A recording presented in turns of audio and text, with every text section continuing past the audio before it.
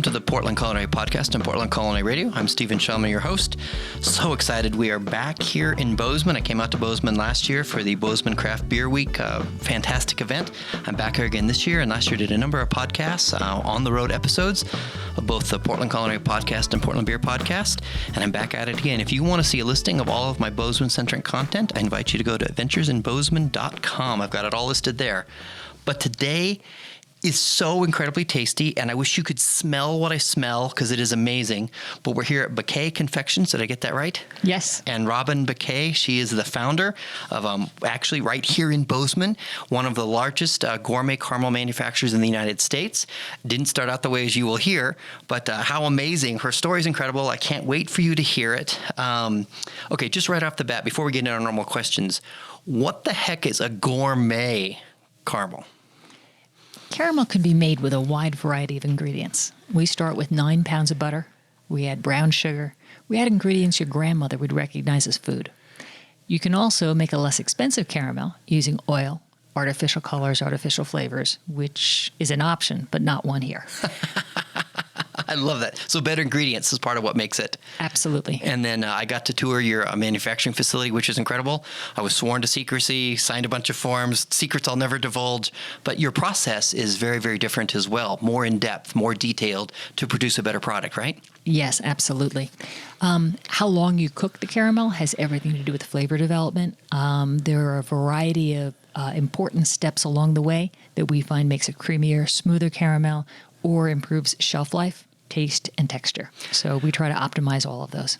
Yeah, yesterday I podcast with Griff from Dean's Zesty Booch. They make kombucha here in Bozeman and do an amazing job. And he does an extra final step that a lot of craft kombucha makers don't do, where he takes it from metal to metal to metal. And it could be done. It could be bottled and kegged or canned right then. But he puts it into wood barrels, almost like a fine wine or a barrel-aged beer. And that's a totally unnecessary step, except for him, it brings that depth of flavor and richness. And as you explained to me the parts of your process that we can never tell anyone about, I was like, this is exactly the same kind of thing. You're doing extra steps to make it even that much better. Yeah, absolutely. There are several steps we take after we're done cooking that have everything to do with the experience the customer or the consumer has. And the reason I wanted to belabor this point is some people think, caramel, oh, come on. No, trust me. I have had the best caramel in my life today, and it just almost made me want to cry. It was so good. And I knew it would be good, but I didn't expect it to be that good. And for some people, like, oh, I know what to know. You don't know what this is. You need to try it. You need to check it out. Okay, so enough about that. Questions we ask everybody on the podcast. Where were you born? I was born on Long Island, Massapequa. Massapequa. Goodness, I'm glad I don't have to learn how to spell that. And where'd you go to high school? Berner High. Berner High. What was the mascot there? The Berner Bison. The Bison. I like that. Well, that prepared you for Montana. I guess so. Yes, indeed. Okay, and what year did you move to Bozeman? We moved to Bozeman in 1997. And what brought you to Bozeman? An opportunity for my husband. Okay, so for your husband's career. Yes, indeed. Nice. And indeed. And did you like Bozeman when you got here? My family liked it a lot. I love Bozeman now, but when we first moved here, I was just in mourning over the friends I was leaving. We lived in Flagstaff, Arizona, and we'd lived there for a number. I'd lived there 12 years, and so I had very deep roots. And my daughters are fifth generation Flagstaff, so we have a lot of family there as well. So it was difficult for me to move here, but quickly Bozeman won my heart. Yeah, so it wasn't about Bozeman much as grieving the loss that you'd had. Exactly. So what did you do professionally in Flagstaff? I worked for W.L. Gore & Associates. They make Gore-Tex jackets, and I worked for the medical products division for 15 years. 3 years in New York, and then 12 years at Flagstaff. And they're kind of a big deal company. They really are. It's an amazing company. They make the top 100 companies to work for list year in and year out. I started out in technical sales in New York, and then moved into product management in Flagstaff. Okay, so you were there, what, you said 10 years? 15 years 15 altogether. years. Yes. And then a number of years later, you start your own company. Yes. How much of that journey kind of helped you with your path, doing your own startup? It was huge. Gore is a very large company, but they like small businesses inside the large company with a lot of accountability. So you really learned how to run a business and many aspects of it while working at Gore. New products, Gore, even though it was a large company with deep pockets, encouraged bootstrapping. Let's get to market as inexpensively as possible. Let's answer the marketing questions as inexpensively as possible. because there's all sorts of market assumptions in any business, no matter how big or how small you are. And only by getting to market are you going to answer those questions and find out what's real. Yeah, and for those that don't know, I've got a video, whatisbootstrapping.com, but bootstrapping is you take your limited resources you have, what do you actually have, and you grow from there. And so many people don't set out on, for example, culinary startups because they feel like they don't have, $100,000. They may not even have $10,000 and think, oh, I can't do it. And so even at a big company like Gore, bootstrapping was a concept. Absolutely. Oh, that is brilliant. I love it. Yeah, why waste money? Let's get to market and figure out as inexpensively as possible what are our good assumptions and what are we going to have to shift and adjust. Okay, so you came here to Bozeman in 97. Yes. So 2001, I think that's, I'm not good at math, 4 years roughly? Yes. So 2001 is when you launched Béquet Confections. Yes. What led to that? Well, when we first moved here, I helped get my family settled for a year, and then I went to work at a photonics company here in town, ILX Lightwave. I worked for them for 3 years. So that's a telecommunications company. Yes, indeed. I'm familiar with other companies with the name Lightwave in their name. Yes, exactly. And the photonics industry was very hot then. So we grew very rapidly, and we're actually going to go public. I was an officer in the company, and I'm expecting to be retired at 42. However, 3 weeks before our IPO, is the major train wreck of telecom and photonics of 2001, and I had a front row seat for the train wreck. So instead of retiring at 42, I'm in one of 5 rounds of layoffs at ILX, and now trying to decide how to help support my family in Bozeman. And I love Bozeman, but if you were looking for a well-paying corporate job, there doesn't seem to be too many of those here. That is correct. So I looked at my options. There were no good ones.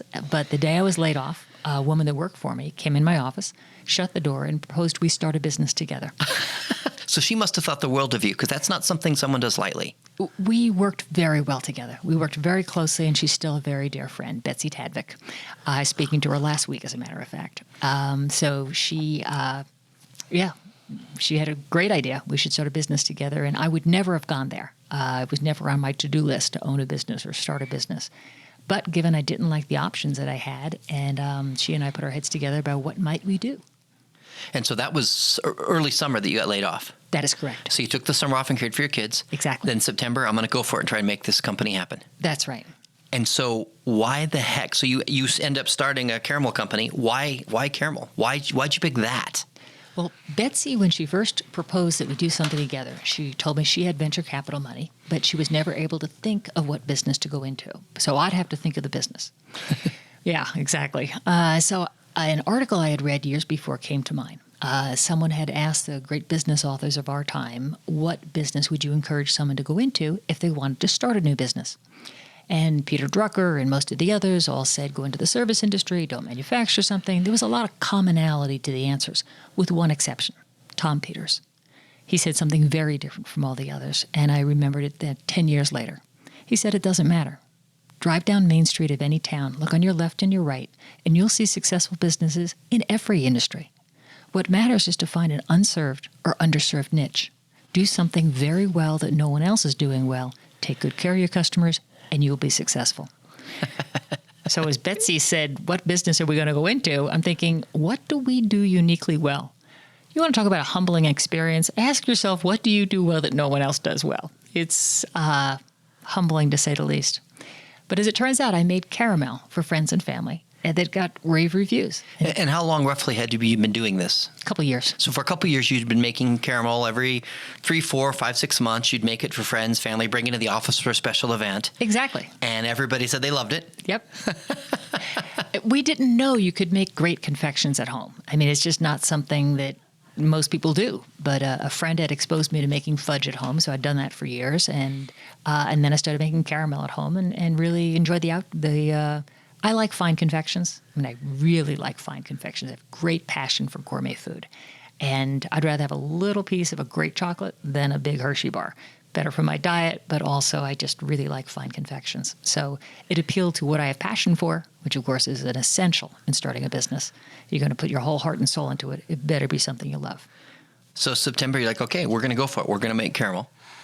She was more excited about it than I was. I was skeptical. Of course you were. Yeah, it was my caramel. How good could this be? It was good, but was it good enough? And you struck me as a very pragmatic person. Very much so. Eminently so. Yes. So we did blind taste tests. I found 4 other gourmet caramels that were currently on the market from here to Arizona, and put them in blind taste tests. So people didn't know which one was mine. So they're tasting 5, one of yours, and then the four other ones. Exactly. And then writing a little scorecard, what did they like best, et cetera. And 17 out of 18 adults picked one of ours over the other 4. So you had 18 adults, Yes. blind taste tasting caramel. Yes. And 17 of them picked yours as the best. Yes. And then what did you think? Okay, I could do this. I could throw my heart into this, because you don't know if your friends are just telling you, oh my gosh, this is so good, because they're your friends. But once we had data, then I knew I could put my whole heart into this. Okay, and so you were off and running. Yes. Okay, so I'm curious, where did your caramel journey begin? Oh, wow. Well, I've always liked confections, even as a child. Even as a child? Yes. If we had a box of chocolates in our house, it was who could get that square one first, because you knew the square one was a chocolate-covered caramel. And so I've always loved caramel. And why is it the square one? Well, after owning this business, it occurred to me why caramels are always square.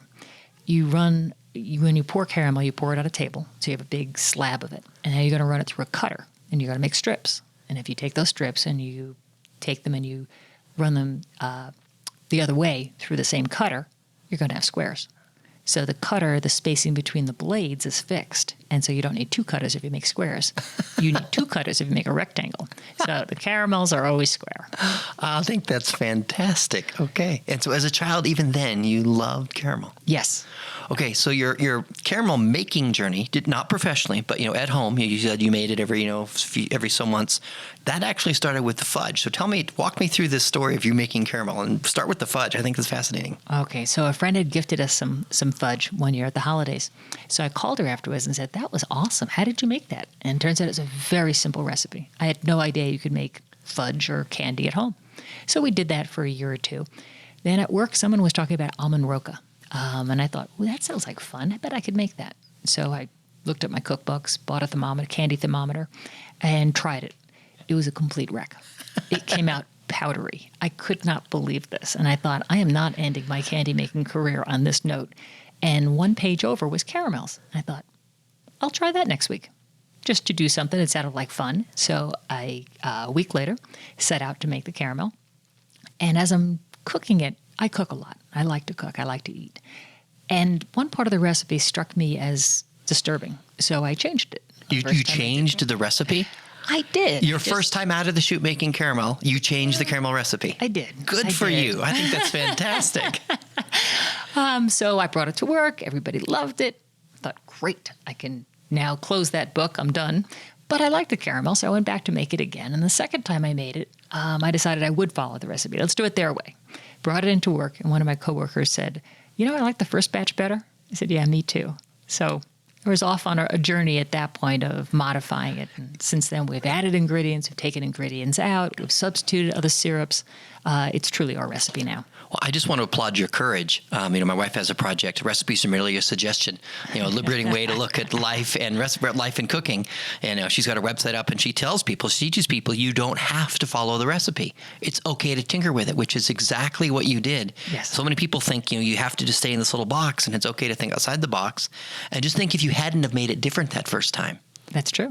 That's true. That's fantastic. Okay, and so then you're making it at home, and you eventually start this company. Okay, so summer 2001, you're laid off, and it must be crushing because you're thinking you're about to retire, and then you're jobless. Yes. You're gonna September. You're gonna start making caramel.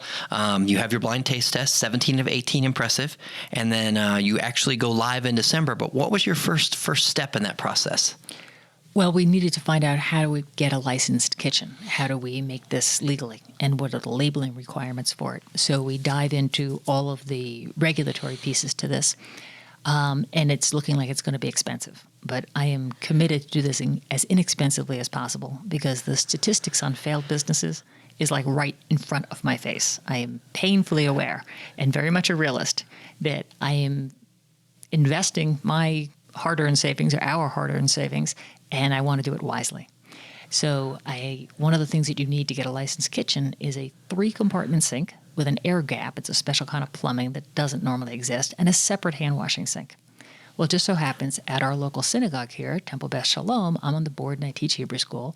The building used to be a daycare center. So that kitchen has all the physical requirements for a licensed kitchen.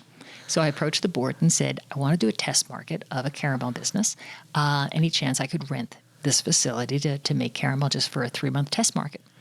And they said, well, sure, but we should charge you some kind of rent because we don't want precedence of giving it for free for anybody that asks.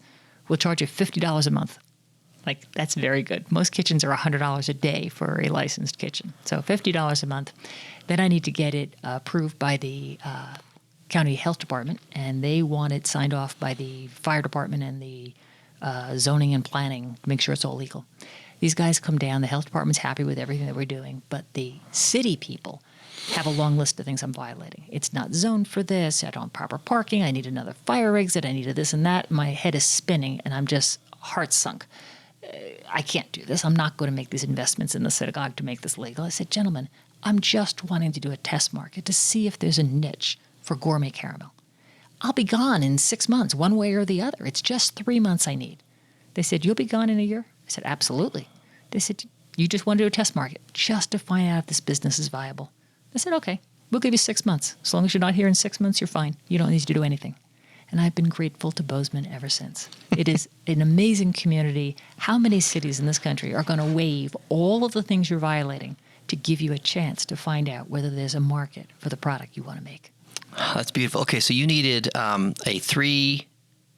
tell me again. 3-compartment sink. 3-compartment sink with an air gap. Yes. And a separate hand washing station. Correct. And you think that had been put in for a daycare. Exactly. But if you're cooking there, the daycare must not have existed at the time. That's correct. The synagogue, the building was bought previous to being bought to be a synagogue. It had been a daycare center. So there was no daycare going on at that time. It was just a synagogue. Yes. So the way my journey works and my path, I just when that sink is being put in, the air gap's put in, I can just see the good Lord chuckling, knowing that it's being put in so that you can start this business. I believe that also. Nothing is coincidence. I just think if you set out the universe or the good Lord, however you want to look at it, but the waters don't part till you step in it. That is exactly right. You have to do that. I love that. Okay, so you're there 3 months, and then where did you go? So the test market was very successful. So we started to look for a place we could rent. And I came up with the arbitrary number of what I thought I could afford for rent because I'm bootstrapping. I want to get to market as inexpensively as possible. By the way, how much did it cost you to start your business? To launch the test market, it was $1,000. So you started this, you really did bootstrap, $1,000. $1,000. We had a licensed kitchen making our product legally. That is correct. Okay, so I didn't hear. So you decide you're ready to move from the special room that had been, in my opinion, set aside for a special purpose for you, and you're going to go get a space. You decide an arbitrary number. Yes. So I start looking for inexpensive spaces to rent where we could do this. And I called each one and asked, really, my budget is half of what you're asking for. Any chance I could rent half that space? Well, needless to say, most of the landlords are saying, no. And that's that. And about the third or fourth one I called, I think it was the last one that was available for rent anywhere near my budget. They said, we couldn't divide the space in half. But little did I know, they really needed this rented because it was in a little strip mall. And everybody was tired of that space being empty, the mail and the newspapers piling up outside the closed door. So they were highly motivated to rent it. So when I asked to pay half the rent, they came back and said, okay, you can rent the whole space for half the rent, but you need to sign a lease. I said, nope, no lease. I have no idea if I have a business or not. I can't sign a lease. They said, okay, no lease, half the rent, but we're going to raise the rent 5% every year. It's going to take him forever to get back to the starting point, but great, worked for me. So we were in. It was the shape of 2 bowling lanes. It was a very small facility, but we made it work. That is just incredible. Oh, I love it. That is beautiful. And then how long were you in that space? 2.5 years. And then tell me about the space you made. Then you made a leap to another space? That's correct.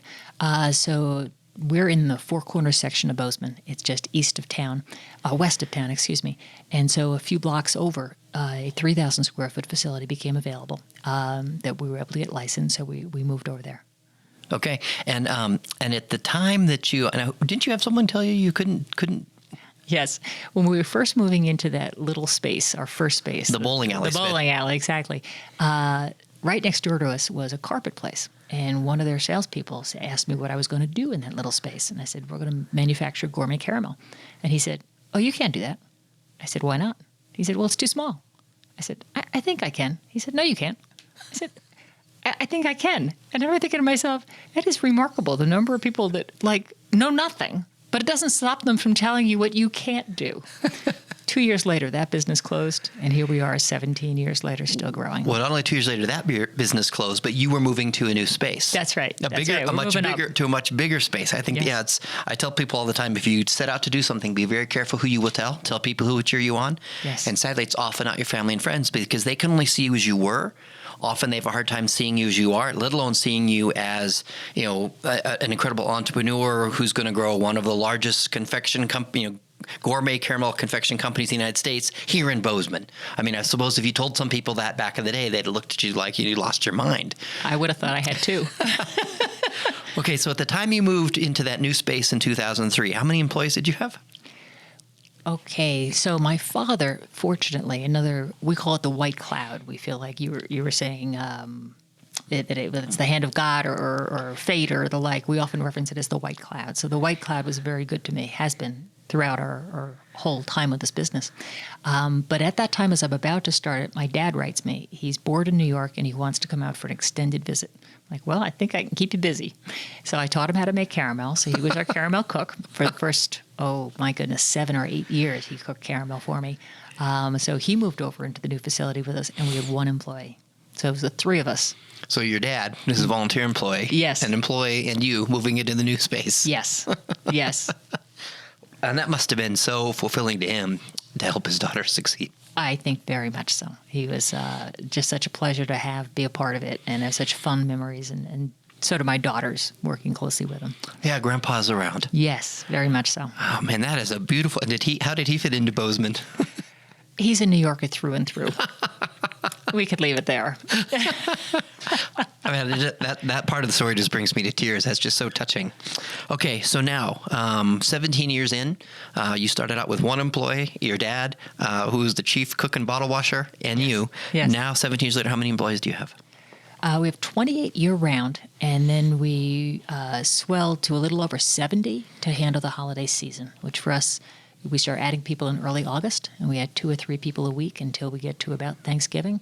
And then we run until about December 20th, and that's the end of the holiday season for us. Okay, so you're a major employer. I guess. 30 is a lot. I guess, yeah, for Bozeman, yes. Bozeman's not that big a town. I don't know if you're aware of that. You're right. I'm you're like right. 13 breweries in this town with 2 more coming. I mean, I wouldn't call us major. I'd say significant. We're one of many, many significant employers in Bozeman. But how's that feel? It's a responsibility. One of the proudest moments for me in our business history, isn't the awards we won. It was a day we added health insurance. We couldn't really afford it at that time, but I knew it was coming, and I thought we could. If we added it now, during the course of that year, we could. And we did. And we have a 401k with a match, profit share, quarterly bonuses. Our relationship with our employees, we actually call them associates, which is, I learned at Gore. We're all associates here. And it's an amazing group of people. They care a great deal about making a great product. And I'm grateful for their help and for the long-term relationships that we have. Oh, I could tell. They looked happy to be here. Yeah. I mean, I've been in many businesses where the people don't want to be there. No, I think everybody here has great passion for what we're doing. Now, I'm under no illusion. If we stopped paying them, they would stop coming. I understand, but still. Yes. But there's so many people that have jobs they don't like. Correct. And I'm pretty intuitive. I could pick up, they're happy to be here, and that was beautiful. I think they're proud of what they do. Oh, and they should be. It's incredible. Okay, going back in time, a big step in your journey was going to your first fancy food show. Yes. Big deal for people that don't know. In the gourmet food world, the fancy food show is a big deal. It happens every year in New York. So Yes. it's a super big deal. What made you decide to go? So you went in 2004. You'd started the company in 2001. Mm-hmm. You'd moved to the special space with your dad and employing you in 2003. What made you decide to make that leap? Because it had to have been hard to do that at that point. Early on, we identified 6 business niches into which we believed we'd be selling our caramel. Several of them were successful, and several of them were terrible. But by starting small, part of our bootstrapping strategy was to sell directly to those 6 niches and then identify which ones are doing best and find out where do those businesses go to find new products. So the niches that were most valuable to us were gourmet foods and natural foods. And so those two both do their buying at the Fancy Food Show. So once we learned that, we knew that was a niche that was reordering our product. Our price point worked for them, the product size, the offerings, the packaging, all of that worked. Then we made the investment in the Fancy Food Show, which was a sizable investment. So you had to, that was where you could get in front of potential customers. Exactly. Large numbers. There's 3,000 exhibitors. 27,000 people attend the Fancy Food Show in New York every year. Okay, so what are some things you had to do that you hadn't done before to get ready to go there? There's a lot of investment. We were going to need a product brochure. Up until then, we managed on bootstrapping. Rather than send a brochure to anyone, we'd send them product. You want to know about a caramel? Here, we'll send it to you. Now there's no need for photography and a brochure, etc. But for the Fancy Food Show, we were going to need a brochure, which means we needed photography. So there was and a graphic lot of design. Someone had designed that brochure. Exactly. And I'm pretty sure you wanted, given who I sent you to be, you wanted it to look nice. That's exactly right. We wanted it to be very professional. So we had just added a new packaging option for our caramel right before the show. Literally, it's going from the printer straight to New York for me to assemble it at the booth for the first time. So yes, it was a very considerable investment and really scary, very scary. And you how big was your booth? The 10 by 10 foot size, so the smallest size. It's the most common size, also 10 by 10 foot. And then how many products? You didn't have you have 13 flavors now. Yes. You probably didn't have 13 flavors. No, we had two versions of our vanilla butter caramel, a soft and a chewy. And I didn't have an employee to go with me because the folks that I had hired, our one employee and my dad, are back here making caramel. So another person laid off from Ilex Lightwave was going back from her master's in engineering or PhD in engineering, I forget which, but she was going back to school. She was a sales engineer that had worked for me at ILX. So I had reached out to her before the show and asked, any chance you're available on these dates? Would you like to go to New York with me and work in the booth with me? She's like, that's great. I have a cousin that lives in New York. I'd love to go. So she, filled with passion, came to work the booth with me, and we had a great time. Okay, and then there's this really cool award they give out. Tell us about this award that they give out at the Fancy Food Show. It's called the Sophie Award, and it's the highest honor in the gourmet food industry.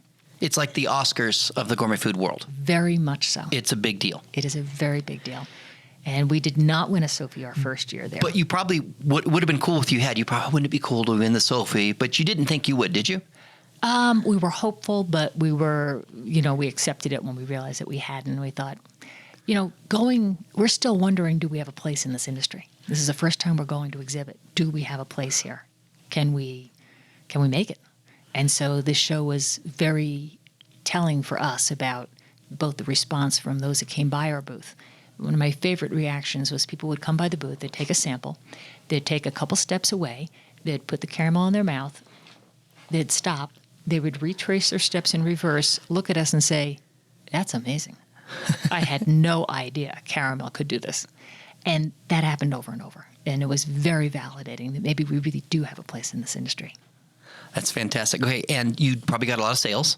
Yes, we did. Maybe not initially, but over time. We got a lot of leads. There were not a lot of sales in that first, but the leads were very important. But the leads led to sales. Absolutely. Yeah, so it was, in that sense, profitable. Yes. And worth the time. You're glad you went. Absolutely. And you didn't win a Sophie, but you did win an award. Yes, we didn't know there was a second award given by the Gourmet Retailer, a magazine that covers this space. They send 17 judges out onto the floor. There's 3,000 booths, and each judge has 1/17th of the floor. And they're to pick the best product for their 17th of the floor.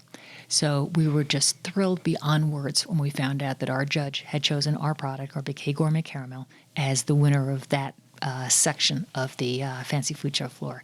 And that resulted in a great deal of PR.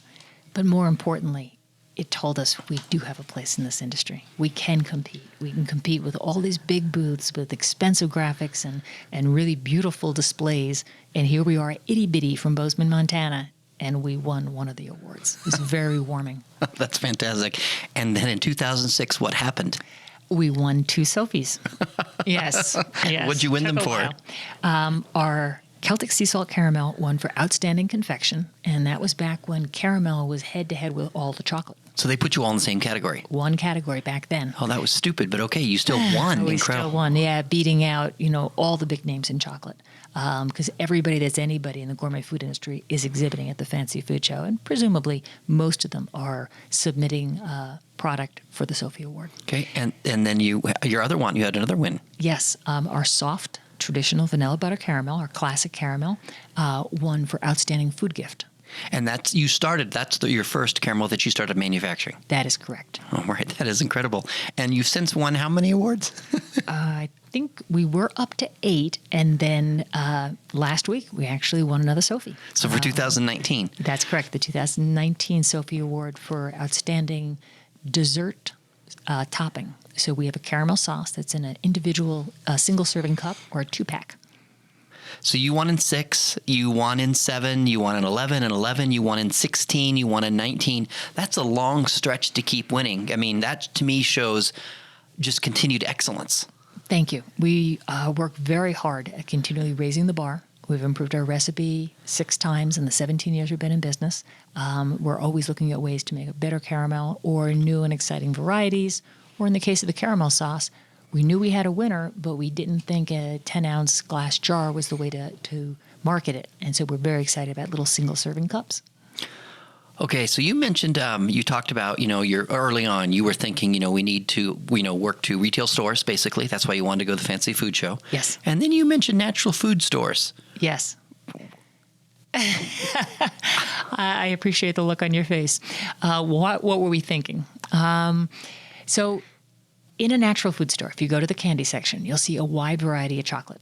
But most natural food stores are not allowing artificial colors, artificial flavors, or preservatives in. And candy, if you go to any candy section of a conventional grocery store or a convenience store, it is chock full of artificial colors, artificial flavors, and preservatives. So that's why there's no Pop Rocks at a natural food store. Exactly. And so here we are making gourmet caramel, so outstanding caramel, and of course it has no artificial colors, artificial flavors, or preservatives. Those are my values, and so therefore that's what we worked with. So we're in a very nice niche there. So natural food stores have been a very good niche for us. So did you ever what was it like the first time you called on one? Oh my gosh, I still remember it like it was yesterday. So we identified these 6 niches. So I have my little sales kit, my box of caramel, and I go marching into these various stores to introduce the product, which I'm perfectly comfortable doing. But I remember standing outside a natural food store here in Bozeman, standing on the sidewalk and second-guessing myself, thinking, these people want to eat kale. They want to eat healthy food. Why on earth do I think I can sell candy in here? And I almost got back in the car. And it's only the professional in me that made me march in there with a smile, offer a sample to the person that worked there, ask who makes decisions on new candies. And they did become a customer. And they, my goodness, they were a customer for a very long time until they actually closed their store. But natural food stores are a very important niche to us. And that clientele is very important to us. And the reason you fit is a certified kosher. Yes. Gluten-free. Yes. No artificial flavors. That's right. No artificial colors. Yes. That sounds amazing to me. We also, one of those 5 recipe changes is the natural products industry does not like corn syrup. So we replace the corn syrup with tapioca syrup. We are very careful about our selection of ingredients, and 90-something% of our ingredients contain non-GMO ingredients. There's just 2 that we have a very difficult time replacing, but we've been trying for 4 years to replace those with a non-GMO version. We can't find one for those 2 ingredients that doesn't negatively affect the flavor. So we're committed to first making the best caramel we can, secondly with the cleanest ingredients possible. Okay, I love it. So you have 13 flavors right now? Yes. Okay. And what I saw, I can go on your website and I can buy them. And I can either I get a big bag or a little bag. I'm simplifying. People can find it all on the website. But I big bag or little bag, and then I pick which flavor I want in the big bag or little bag. Correct. Or flavors you allow for a little bit of customization. Exactly. Although I think people should just buy 3 or 4 bags and buy 3 or 4 bag of flavor A, a bag of flavor B, and a bag of flavor C. Tell me now, something that's fascinating. I've got 4 here in front of me that we're going to eat at the end of this podcast. And I see red, yellow, yellow, light blue, green. Yes. Are they all color coordinated? Yes, every variety has a color associated with it because it's easier for consumers as well as in manufacturing. You can make decisions a lot faster when you're looking for the color that you like. So the red is the traditional vanilla butter classic caramel, and that's one of our best sellers. The green is Celtic sea salt, also one of our top sellers. And then the light blue is a salt chocolate caramel. So it's our chocolate caramel, chocolate cooked through the caramel, and then Celtic sea salt on it. And butterscotch is one of our best sellers as well, and that's a butterscotch flavored caramel. And every flavor has its own color. Correct.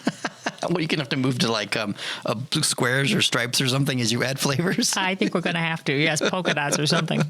Okay, and so you currently have 13 flavors, but do you have more flavors eventually coming out? We have 3 that we have in the works for seasonal varieties. So that's going to be an in and an out. It'll be available for 3 months, and then we rotate through those 3 seasonal varieties. But last year's new thing for us was our gourmet caramel sauce cups. This year, we're adding onto our building, and that's taking all of our attention to be able to make that a reality and get that transition done smoothly. So the next year, we'll be no doubt offering one of the seasonal varieties. So your current plan, and things can change, and that's okay. So if you listen to this podcast 2 years from now, and if things are different, relax. That's how it goes. But currently, you've tried 1 seasonal flavor. You're going to try 2 more, yes, maybe over the next 2-3 years, and then one of those flavors will become the magical 14th flavor. That's exactly right. That's the plan. That's the plan, and plans change, but yes. That's the hope. Okay, not that you need another flavor because they're amazing, but I'm always excited about the fun new stuff. Okay, so your customers. So you sell retail. People can go to your website. They can buy it. They can have it shipped. I noticed you're for sale on Amazon as well. Yes. People can get it there, although I'd prefer they buy it directly from your website. That's my suggestion.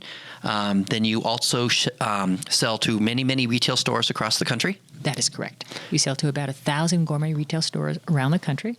And if you're interested in knowing where there's a store near you that carries our caramel, you can go to our website. We have a store locator app on the website, and the website is béquetconfections.com. And that's BEQUET. Yes, not easy to remember the spelling or the pronunciation. So you can also Google gourmet caramel, and we are the first non-paid hit that comes up on Googling gourmet caramel. Yeah, because you have amazing gourmet caramel. Thank you. And people are like, how do I pronounce it? Here's how I pronounce it. BUH-K. Béquet. Did I get that right? Perfect. That works for me. Okay, and believe it or not, you are for sale in a number of places in Portland, including a place near and dear to my heart, Steve Jones's Cheese Bar. Yes, yes. He just had a book come out. I'm going to have him on the podcast in a couple months. So 2 episodes, one about his story, one about his book. How long has he had your stuff? Oh, more than 10 years, back when his business was called Steve's Cheese. Yes, he's a wonderful customer, and we have a number of great customers in Portland. Cacao is near and dear our heart. Aubrey and Jesse are very dear friends of ours, and I believe The Arrangement, a florist shop in Portland as well. Yeah, because when I walk in, you've got a beautiful display of cool places that you've been highlighted and listed. Yes. And then I look up and I see The Oregonian. I'm yes. like, what the heck? The Oregonian wrote an article about this amazing Bozeman business? Yes. Tell me that story. Well, at the time, Harrison Ford and his filming crew were staying at the Heathman. Am I saying that right? The Heathman? The Heathman, yes. Okay. Yep. And Cacao had, or has, I'm not sure if they still have it, a small candy outlet there. And every morning, heading out to the set, very early in the morning, the crew would show up and buy a ton of our Celtic sea salt caramel. So Cacao's moving product from their main store over to this little shop just to make sure they can keep themselves in caramel while it's fueling Harrison Ford's new film. So those guys, clever that they are, reached out to the Oregonian and said, you should cover this. So they came by, and yes. That's so fantastic. Fun. Okay. Yes. So you sell directly to consumers. They can Yes. go to your website, béquetconfections.com. Yes. BEQUET. Ooh, exactly. Got to memorize. See, it's not that hard, people. Come on. And or you sell directly to retail stores. Correct. You sell to chocolatiers across the country. We do. We sell slabs of our caramel, and then they can cut it and incorporate it into their chocolates. Whether they want squares or rectangles. Correct. That's right. And our caramel sauce. There's some very large bakeries that incorporate our caramel sauce into their baked goods. Oh, that's fantastic. Okay, and then the last thing you do, well, not the last thing, but another thing you do that's pretty impressive that I saw on the walls, like that's brilliant, is corporate gifts. Yes. Corporate gifting is a really important part of our business. There are a number of law firms across the country, financial advisory companies, manufacturers, oil industry, just every industry you can imagine, there's folks, corporate gifting's important. You want to thank those most important to your business. And we're grateful for each and every one of them. Well, and here's the beauty of that to me is I have a friend who, he has a business, he deals exclusively with attorneys. And one time they sent a case of wine to an attorney, not knowing he was in recovery. Yeah. And you know, a bottle of wine is harder to share, but if you get a beautiful box of caramels Yes. from Béquet Confections, you can share those with your family or friends. What a great gift to give to one of your clients. And our caramel exceeds most people's expectations for caramel. So you taste one and they go, oh my gosh, I had no idea caramel could do this. One of my favorite quotes is one of our best corporate gifters. He owns a financial, I guess actually a venture capital business, very successful. And his quote was, the first time I tried your caramel, it took my breath away. I mean, you know, it still gives me goosebumps every time I think about it. So for those of us that take food very seriously, this is fun. It sounds fun. Okay, I'm just going to tell people some of the flavors, then we'll try 4 of them. I'll eat them and you talk about them. But salted butterscotch. Yes. I know we're going to try the regular butterscotch, but salted butterscotch, chipotle? Yes. How odd is that? Our goal is that the chipotle flavor comes through, but it doesn't overwhelm the caramel. And like most jalapeno, there's a little bit of a delay. So it's the only candy I know that comes with instructions. You take a little in your mouth and wait till the heat comes on, and then eat the rest of it. And you get the nice balance between the heat and the caramel flavor. It's geared somewhat like a medium salsa. Okay. Cinnamon swirl. Ah, very fun. Very fun. Yes, our varieties are all very simple. To make cinnamon swirl caramel, we include ground cinnamon. Chipotle has chipotle. The espresso caramel has espresso powder. Chocolate caramel, unsweetened chocolate. We're very basic about this. And here's a flavor combination I wouldn't have thought of. I bet it's amazing is mint. Yes, it is way better than any of us thought it would be. It's a peppermint, and it really sings with the butterscotch. Okay, I'm sorry, with the caramel. With the caramel. And mint, that's perfect. So green apple, is that like a caramel apple? Exactly. It is a caramel apple in a wrapper, no sticky fingers. Oh, that sounds fantastic. And what I love is like on your little brochure, you know, you have where you've won the different awards. You have the Sophie statues that look kind of like an Oscar. Okay, so let's try some of these. So the first one you started with, that was the soft, right? That is correct. And that's getting rebranded. We're going to be calling that classic caramel in the next few months. Yes. I like because that. it is a classic caramel. Okay, and tell us what it tastes like. Well, it tastes like butter and cream and brown sugar.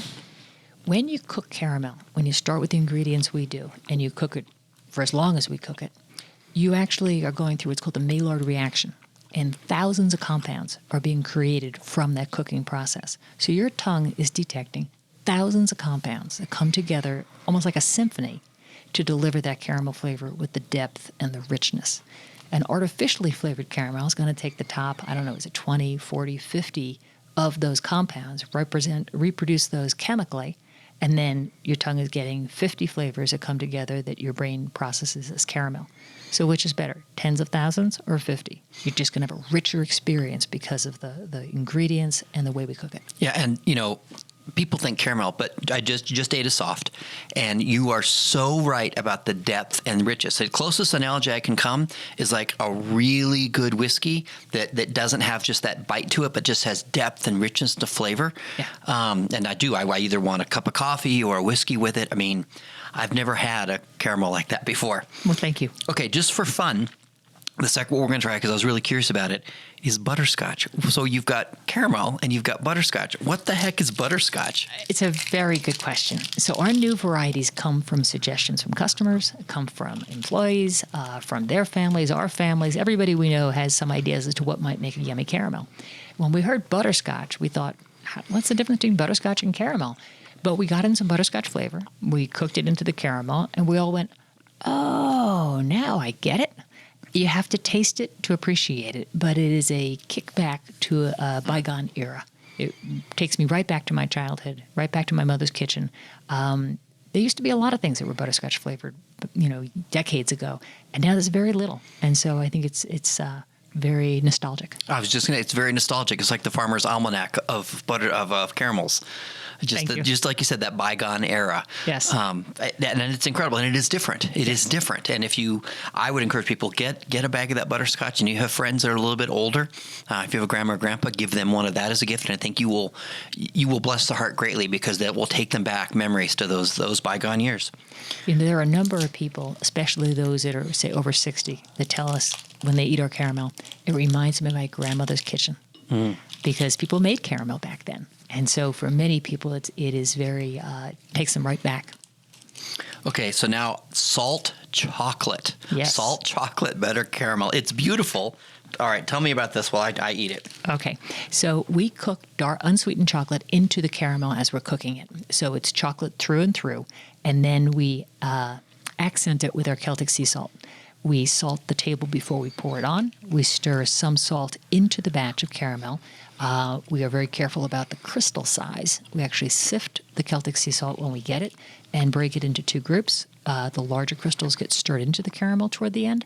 The smaller or medium-sized ones salt the table before we pour, and then we also salt the top, because we want your tongue to find the salt, and that crystal size is really important. Most people like a little crunch of the salt, but certainly we don't want it to be overwhelming.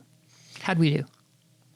You did fantastic. Sorry, you distracted me. I was taking a picture because I can actually see, when I flipped it over, I can see the crystals right in there. Yes, you can see the salt crystals on the top. And if someone likes salt and they like chocolate, you've nailed it. It's wonderful. Thank you. It's hard to go wrong with butter, cream, salt, and chocolate. I agree. Okay, the next one I'm super excited to try is your Celtic sea salt. Yes, thank you. It is one of our most popular varieties. It's our traditional classic vanilla butter caramel, and then we add the same salt. The Celtic sea salt is a brand of gray salt, so it's a gray sea salt. We stir some in. We also salt the table before we pour, and then salt on top. Great care is taken by our staff to make sure the salt is distributed very evenly. And there's something about the salt and the caramel together that really sings. The salt brings out the buttery flavor of our caramel. And we were very surprised when we first started playing with salt caramel, what a difference different salts make in the taste. And this gray salt is, we think, just the best complement to the caramel flavor. So this is not just some salt you get down at the store? No. This salt comes from somewhere special. It's harvested from the north of France. Oddly enough, fleur de sel is also harvested from the north of France and tastes terrible on our caramel. We thought that would be the salt would go with, so we put it in the evaluations when we were first developing it, and none of us liked it. I don't understand how one bay versus another bay in the north of France has such a different tasting salt, but it does. And this one, we find it's a nice complement to our caramel. What I love is that you're such attention to detail in providing a great product for your customers, is that you tested different salts. And then there's a lot of cheaper places to buy salt. Yes. Than I'm pretty sure it's not cheap to buy salt from the north coast of France. That is correct. Yes. But you do it anyways. And then when you get it, like you said, you have to tinker with it when you get it. Yes. We have to dry it. Then we have to sift it, sort it. We're also looking for feathers and shells, needless to say, because it is sea salt, and that does occasionally come in the packages, in the 22-pound sack as well. We buy it by the pallet, and then we're sifting it, and then we're crushing the larger ones. And why are you sifting it, to find larger flakes? Yes, we want the smaller ones. We go through a lot more of the small and medium-sized crystals. The larger ones we want to take out. Some of those we'll stir into the caramel if it's the right size. If they're too big, we'll crush them. If we need more crushed, we'll crush the bigger ones to get it. That's incredible. That's a lot of attention to detail. Food is all about detail. If you want to make the best, you're going to dink around with it, and you're going to eat it. I eat an inordinate amount of caramel. It's a rare day I don't eat caramel. I've already had one today, and it's still the morning. But we have great passion for what we're doing. So my mind's kind of blown because I had the soft. Yes. And that was like, it took caramel to a whole nother level that I didn't know existed. It's like someone tries that, I think they will just be blown away. And I don't even I love the other two that we tasted, but I don't know how to even describe how much more elevated the Celtic sea salt caramel is. It is incredible. So with the soft, no offense, I'm like, hey, I would love a cup of coffee or whiskey with it. I love those kind of things. but I don't want anything with the Celtic sea salt caramel. And I love to add stuff to stuff. I mean, if I try a great, beer or a great spirit or a great cider, what can I add to it? I just want it just like it is. Yeah. It is like perfect. Thank you. Thank you. We feel very fortunate. I mean, when we first heard about adding salt to caramel, we tried some kosher salt. I went down to our local co-op and bought some sea salt. It just so happens, white cloud event again, just so happens the sea salt they carry is the best salt, we think, that you can combine with caramel. And we feel very fortunate because, something more than just salt and caramel happens with those two. Glad you enjoyed it. Oh, I enjoy it immensely. I'm taking that home to my sweetheart, I'm telling you. Okay, so you started in 2001. Yes. 17 years you've been here now running the company. You moved to Bozeman in 97. Yes. You mentioned you had some grieving when you left Flagstaff. Indeed. Does Bozeman feel like home now? 100%. I feel very, very fortunate to call Bozeman, Montana my home and to be a part of this community. Yeah, and what for you makes Bozeman so special? I think it's the community. I think it's the people. And people living in Bozeman, they're down to earth. Everybody takes making a living seriously here. When we first launched the business, I told you about the two folks that work for the city and how helpful they were. But every business we approached, they said, let's try it. Let's see if it works. I can't remember one that turned us down. Everybody wanted to help. That's the kind of community it is. Occasionally we'll have very cold temperatures. It'll be, 10, 20 below zero. And the community comes together in an amazing way. If you pull over and hit your flashers, I don't think 3 cars would go past before someone pulls over to see if you need help. It is an amazing community. We're big donors to the food bank and HRDC to help make sure that no one goes hungry in Bozeman, Montana. And the number of people in this community that are actively involved in making this a great place to call home is amazing. Yeah, I love Bozeman. It's I love Portland, and I don't think I'll ever leave. But there's a very short list of places that I visited since I started what I'm doing. I thought I could live there. Mm-hmm. That list only has two places on it, and Bozeman's one of the 2 places. Wow. It's just incredible. My son Zach says that somebody's going to move here. He loves it.